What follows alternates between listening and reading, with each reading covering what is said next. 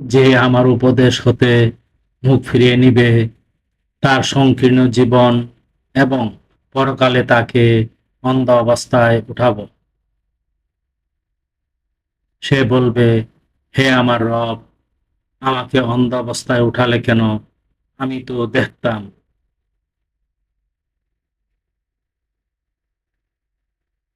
আল্লাহ বলবেন, এভাবে আমার আয়াত আসলে তোমরা ভুলে গিয়েছিলে, আজ তুমি বিস্মিত হলে। আর এইভাবে আমি বাড়াবাড়িকারী ও তার রবের আয়াতে অবিশ্বাসীকে প্রতিদান দিয়ে থাকি।